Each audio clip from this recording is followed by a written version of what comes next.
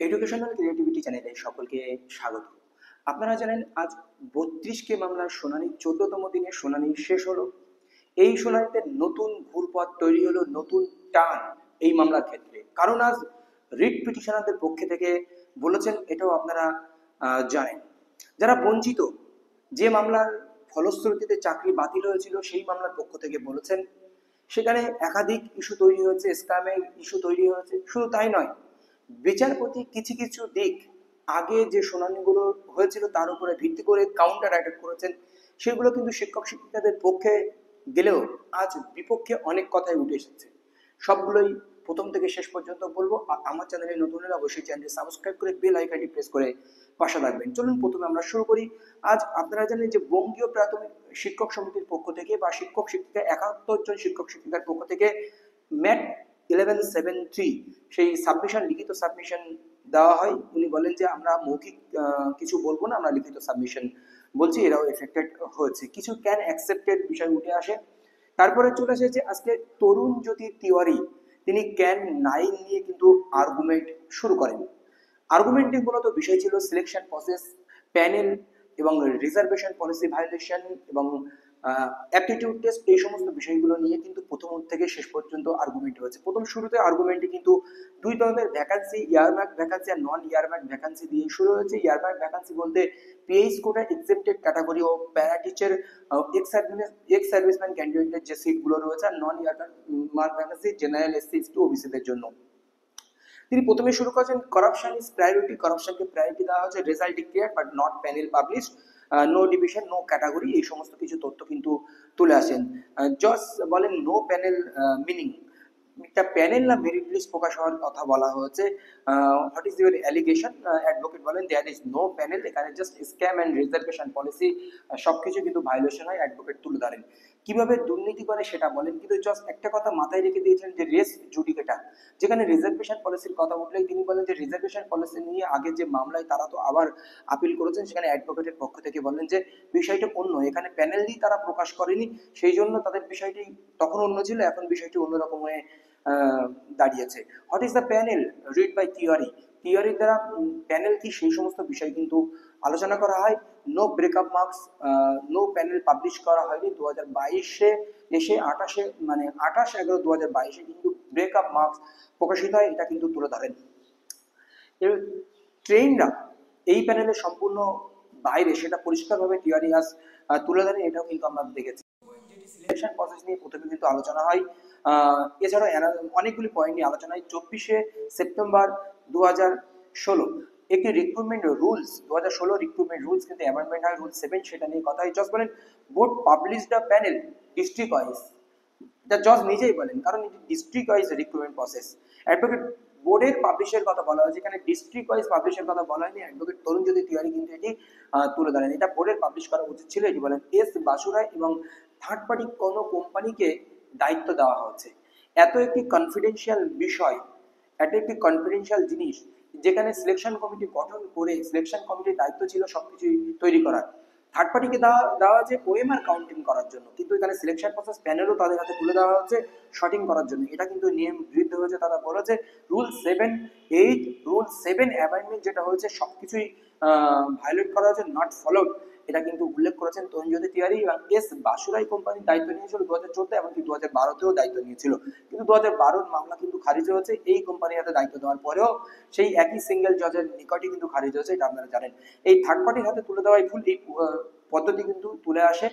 এটাই ছিল আজকের মোটামুটি প্রথম সিলেকশন প্রসেস নিয়ে আলোচনা। তারপরে আসে রিজার্ভেশন পলিসি। 28/11/2022 যখন ব্রেকআপ মার্কস প্রকাশ হয়, তখন রিজার্ভেশন পলিসি নিয়ে আলোচনা কিন্তু শুরু হয়। রুলস 11 যে রিজার্ভেশন পলিসি আছে, সেই রিজার্ভেশন পলিসি রুলস 11 নিয়ে কিন্তু বিস্তারিত আলোচনা শুরু হয়। একটি আরটিআই কপি দেখান, সেখানে কিন্তু মার্কস দেখায়, জেনারেল ক্যান্ডিডেট মার্কস এবং রিজার্ভেশন এসসি এসটি ক্যান্ডিডেটের মার্কস কিন্তু সেখানে দেখানো হয়। ক্যান 9 যেটি ছিল সেটার পক্ষ থেকে কিন্তু বিস্তারিত বলা হয়, যেখানে বলা হয় যে জেনারেল ক্যান্ডিডেট যারা রয়েছে তাদের থেকেও বেশি মার্কস যারা পেয়েছে তারা এসসিতে সুইট করেছে। একটি এসসি ক্যান্ডিডেট ধরুন 10 পেয়েছে, মানে 18 পেয়েছে, কিন্তু একটি জেনারেল ক্যান্ডিডেট পেয়েছে 17, তাহলে একটা 17 পেয়েও জেনারেল ক্যান্ডিডেট চাকরি পেয়েছে, এসসি ক্যান্ডিডেট 18 পেয়েও চাকরি পেয়েছে, কিন্তু তাকে এসসিতে রাখা হয়েছে, তাকে জেনারেলে নিয়ে যাওয়া হয়নি। রিজার্ভেশন রুলস বলছে কোনো এসসি এসটি ক্যান্ডিডেট যদি জেনারেলের চেয়ে বেশি মার্কস পায় তাকে জেনারেলকে সুইট করতে হবে। এর ফলে কিন্তু দুর্নীতি করার প্রবণতা দেখা যাচ্ছে, অনেক জেনারেল চাকরি পায়নি, এই প্রবণতা তৈরি হয়েছে বলা হয়। কিন্তু বোর্ডের পক্ষ থেকে সুবীর সন্ধান এটা অবস্থ করার চেষ্টা করেন, আরো অবজেকশন করার চেষ্টা করেন, মানে ক্যান নাইনই অ্যাকসেপ্ট হয়নি এই কথাটি উঠে আসে। তো এই হচ্ছে বিষয় গিয়ে দাঁড়ায়, কিন্তু জাজ বলেন যে ঠিক আছে আপনাদের শোনা হবে এই অ্যাকসেপ্টের বিষয় নিয়ে, অবজেকশন ইত্যাদি ইত্যাদি নিয়ে। তারপরে শিলিগুড়ির যে কাট আপ নিয়ে general cut up 12.779, SC ST cut up higher, এর থেকে এই নিয়ে আলোচনা হয়। এটি সব জেলার ক্ষেত্রে হয়েছে, সেটা তরুণজ্যোতি তিয়ারি তুলে ধরেন। মালদার ক্ষেত্রে তিনি বলেন এই মালদার লিস্টটা পেয়ে আমি কিন্তু খুব লাকি, এই মালদার লিস্টটা পেয়ে। এই মালদার লিস্টে অনেক ডিসক্রিপেন্সি রয়েছে, আমি ডিপিএসসি থেকে এই লিস্টগুলো পেয়েছি। বিচারপতি জিজ্ঞেস করেন এই লিস্টগুলো কোথা থেকে এসছে, তো আপনি যে একটি ট্যাবুলার শিট বা লিস্ট তৈরি করেছেন এটা কিসের ভিত্তিতে, তো যে বোর্ডের যে ব্রেকআপ মার্কস দিয়েছিল সেটার উপরে ভিত্তি করে ব্রেকআপ মার্কসের কোথায় ওই তথ্যটি আছে সেটাও কিন্তু দেখিয়ে দেন তরুণজ্যোতি তিয়ারি। এই সমস্ত কথা উঠে আসে এবং বোর্ডের ডকুমেন্টস থেকেই চার্ট তৈরি করেছে এটা বলা হয়। এবং 39 জন রিপিটিশন ইজ রিজার্ভ ক্যাটাগরি। এবার জজ জিজ্ঞেস করেন কতজন রিপিটিশনের রিজার্ভ ক্যাটাগরিতে রয়েছে, বলছে 39 জন পিটিশনের রিজার্ভ ক্যাটাগরি রয়েছে এবং মোর দেন 39 রিপিটিশনার কাটা marks higher than in service teacher. এই কথাটি কিন্তু তরুণজ্যোতি তিয়ারি তুলে ধরেন। এছাড়াও ধরেন few another application about 100 candidates crossing cut off marks, মানে ক্যানে যারা রয়েছে, ক্যান ফাইল যারা করছে তার মধ্যে 100 জন ক্যান্ডিডেট কিন্তু কাট অফ মার্কস ক্লিয়ার করছে, এই কথাটি উঠে আসে। এবং কতজন ট্রেন ক্যান্ডিডেট, নন ট্রেন ক্যান্ডিডেট, এটা টোটাল জেনারেল ক্যান্ডিডেট কতজন চাকরি পেয়েছে, 21,000 ক্যান্ডিডেট জেনারেল ক্যান্ডিডেট চাকরি পেয়েছে, এই সমস্ত তথ্য কিন্তু উঠে আসে আর্গুমেন্টের ক্ষেত্রে। এখানে রিজার্ভেশন পলিসি নিয়ে যে দুর্নীতি হয়েছে সেই দুর্নীতির কথা কিন্তু এখানে তুলে ধরেছে, কিন্তু জজ কিন্তু বারবার এখানে কাউন্টার অ্যাটাক করেছেন, সেটা আমরা পরবর্তীতে বলবো। জজ একটা কথা কিন্তু বলেছেন যে সবকিছু আপনাদের মতো হলে তো তাহলে সুবিধা হয়ে যেত, তাহলে আপনাদের কোনো অ্যালিগেশন ছিল না, সব 42,000 সিট আমাদেরকে দিয়ে দাও, অ্যাকোমোডেশন করে দাও, এই কথাটা কিন্তু জজ বলেন। জজ কিন্তু বারবার বিরক্ত হচ্ছিলেন তাদের এই বিভিন্ন প্রশ্নের জন্য, কারণ জজের মাথায় অনেক কিছু ঢুকেছেন, জজ এইগুলো নিয়ে স্টাডি করেছেন। এবার অ্যাপটিটিউড টেস্ট, অ্যাপটিটিউড টেস্টের কথা আসে, জজ বলেন রিড কপিতে তো অ্যাপটিটিউড টেস্টের কোনো কথাই নেই, তাহলে এর মেরিট কোথায় আছে, জজ কিন্তু জিজ্ঞেস করেন। তো বলছে 28/11/2022 ব্রেকআপ মার্কস প্রকাশ করার পরে যেখানে প্রমাণিত হয় যে অ্যাপটিটিউড টেস্ট হয়নি, সেখানে উঠে আসে যে প্রত্যেকের অ্যাপটিটিউড টেস্ট মার্কস এখানে দেওয়া হয়েছে। এখানে 28/11/2022 ব্রেকআপ মার্কস দেওয়ার পরে সেই অ্যাপটিটিউড টেস্টের কথা তুলে আসে। এবার 17 জানুয়ারি অ্যাপটিটিউড টেস্টের যে বিষয়টি চলে আসে এবং অর্ডার কপিতে অ্যাপটিটিউড টেস্ট নট টেকেন, এই প্রসঙ্গ কিন্তু উঠে আসে। এই একাডেমিক থেকে একাডেমিক মার্কসের থেকে যে অ্যাপটিটিউড টেস্টে বেশি নাম্বার, সেই সমস্ত তথ্য কিন্তু এখানে উঠে আসে, কিন্তু এইগুলো কিন্তু টিচারদের পক্ষ থেকে যথেষ্ট তথ্য দিয়ে খণ্ডন করা হয়েছিল। জাস্ট একটা টাইমে একটু অবাক হয়েছিলেন যে জায়গাটাই তরুণজ্যোতি তিয়ারি দেখা যায় পলিটিক্যাল লিডারের এখন মানে রিকমেন্ডেশনে 3 জনকে চাকরি দেওয়া হয়েছে, তাদের কিন্তু অ্যাপটিটিউড টেস্টের মার্কসটা অনেক বেশি, তাদের অ্যাপটিটিউড টেস্ট বা ইন্টারভিউয়ের মার্কসও সমান এবং তাদেরকে একাডেমিক মার্কস খুবই লো। যদি না দেওয়া হতো তাদের এই পলিটিক্যাল পার্টির রিকমেন্ডেশন পেয়ে যদি তাদেরকে অ্যাপটিটিউড ইন্টারভিউতে এত বেশি না দেওয়া হতো, তারা কিন্তু চাকরি পেত না। বিচারপতি গালে মাঝে যান এবং পার্শ্ববর্তী যে বিচারপতি ছিলেন সেকেন্ড বিচারপতি, উনিও কিন্তু একটু ভাবছিলেন, সেখানে বিচারপতি একটু ভাবছিলেন, কিন্তু পরবর্তীতে কিন্তু খেলা একটু ঘুরেছে, আমরা সেটা বিস্তারিত বলবো।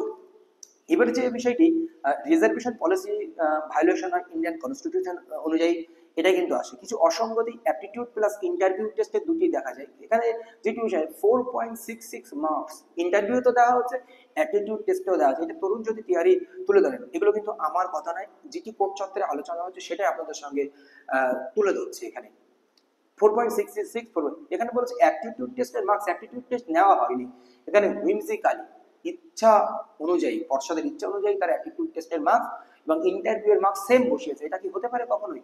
ইন্টারভিউ 4.66, অ্যাপটিটিউড টেস্টেও 4.6, এই সমস্ত কথা কিন্তু তৈরি হয়। তারপরে চলে আসে অ্যাডিশনাল প্যানেল, যে 8/6 রুলস অনুযায়ী সেটা করা হয়েছিল, সেটার কোনো ভিত্তি নেই। অ্যাডিশনাল প্যানেল করার যে একটি রুলস ও রেগুলেশন 8/6 রুলস, সেটা মানা হয়নি। এখনো কত শূন্য পদে রয়েছে টিল ডেট কেউ এখনো পর্যন্ত জানে না। এবারে যে এক্সেস অ্যাপয়েন্টমেন্ট দেওয়া হয় কোন কোন ডিস্ট্রিক্টের ক্ষেত্রে থ্রু আরটিআই মাধ্যমে জানতে পারেন, সেটা তুলে ধরেন। মালদার ক্ষেত্রে 171 জন, হুগলি ক্ষেত্রে 83 এবং পশ্চিম মেদিনীপুর পূর্ব মেদিনীপুরে যথাক্রমে 386 ও 63 এবং পুরুলিয়ার ক্ষেত্রে 15 জন। এখানে অ্যাডিশনাল প্যানেলের যে রুলস রেগুলেশন রয়েছে, তরুণজ্যোতিদের কোনো রুলস রেগুলেশন রয়েছে, কিন্তু তারা মানে টিল ডেট কেউ জানে না কতজন নিয়োগ হয়েছে। এবার প্যারা টিচারদের প্রসঙ্গ চলে আসে, যে প্যারা টিচারদের যে ফ্র্যাকশনে নাম্বার দেওয়া হয়, এখানে বিচারপতি একটু রেগে যায়।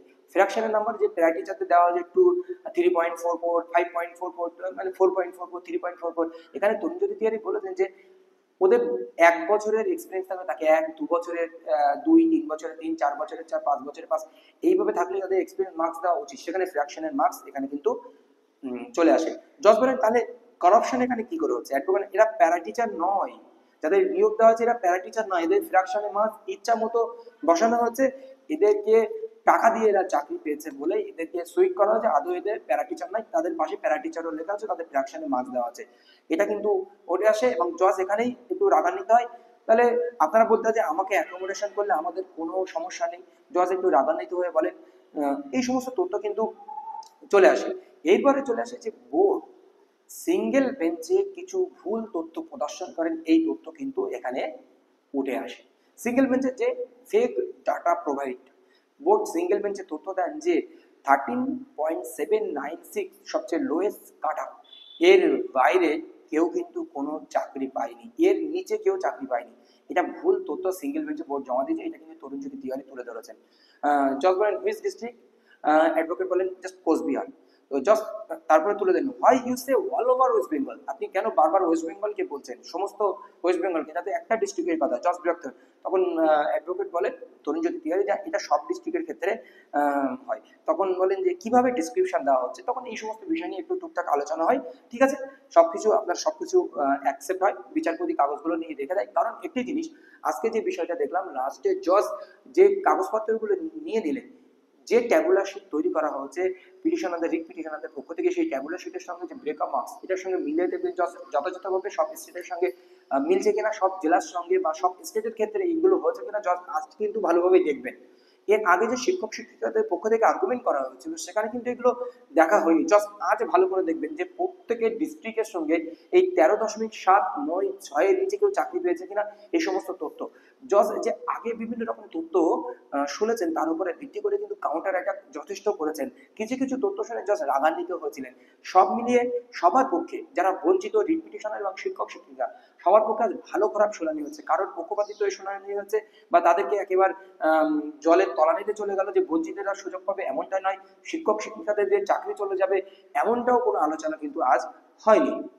এরপরে আরেকটি অ্যাডভোকেট সম্ভবত কুমার জ্যোতি তিওয়ারি, যদি আমার ভুল না হয়, কেউ কেউ ঠিক করে দেবেন, যদি মনে হয় কমেন্ট বক্সে অবশ্যই কমেন্ট করে দেবেন। এবং মানিক ভট্টাচার্যের যে এভিডেন্স ছিল সেটা নিয়ে আলোচনা হয়। 5 এপ্রিল 2023 যে এভিডেন্স, সেই এভিডেন্স অফ মানিক ভট্টাচার্য সেটা নিয়ে আলোচনা হয়। মানিক ভট্টাচার্যকে কিছু কোশ্চেন করা হয়, সিলেকশন কমিটি গঠন করা হয়েছে কিনা, মানিক ভট্টাচার্য উত্তর দেন yes. Special any agency engage করা হয়েছে কিনা, তখন মানে ইয়েস, এস বাসুরাই কোম্পানিকে এনগেজ করা হয়েছে। এখানে অ্যাডভোকেট বলেন যে পাবলিক এমপ্লয়মেন্টের ক্ষেত্রে এই প্যানেল প্রকাশ বা প্যানেল তৈরি কোনো থার্ড পার্টিকে পুরোটা দায়িত্ব দেওয়া যায় না। এটা কিন্তু বোর্ড করেছে বা সিলেকশন কমিটির করা উচিত ছিল, এগুলো সেগুলো করেছে, সেহেতু এখানে কিন্তু করাপ্টেড হয়েছে বলা যেতে পারে। এই পর্যন্ত আজকে শুনানি হয়। পরবর্তী শুনানির ডেট 2রা সেপ্টেম্বর আমরা আবার দেখব। আর পরবর্তী দিন মিস্টার সৌম মজুমদার উনি আর্গুমেন্ট করবেন এবং বিকাশ চন্দ্র ভট্টাচার্যের কথা উঠে এসেছেন, ওনারা আর্গুমেন্ট করবেন। তারপরে বোর্ড এখনো কাউন্টার মানে বসে আছে, সুবীর সান্যাল উনিও আর্গুমেন্ট করবেন। মানে জজ বলছেন কতবার বলবেন এরকম, তো সুবীর সান্যাল তখন একটি মুচকি হাসি দেন, যা বোর্ড এখনো বলবেন সুবীর সান্যালের পক্ষ থেকে সবাই একটা আর্গুমেন্ট চাই। তো এই হচ্ছে আজকের বিষয়। করাপশন বা স্ক্যামের কথা যেমনটা উঠে এসেছে, কিছু পলিটিক্যাল পার্টির কথা উঠে এসেছে, 3 জনের রিকমেন্ডেশনে চাকরি দেওয়া হয়েছে সেটাও উঠে এসেছে, এবং আরো একাধিক তথ্য উঠে এসেছে। আরো পুঙ্খানুপুঙ্খ আলোচনা কিন্তু অন্য কোনো ভিডিওতে করবো। ধন্যবাদ।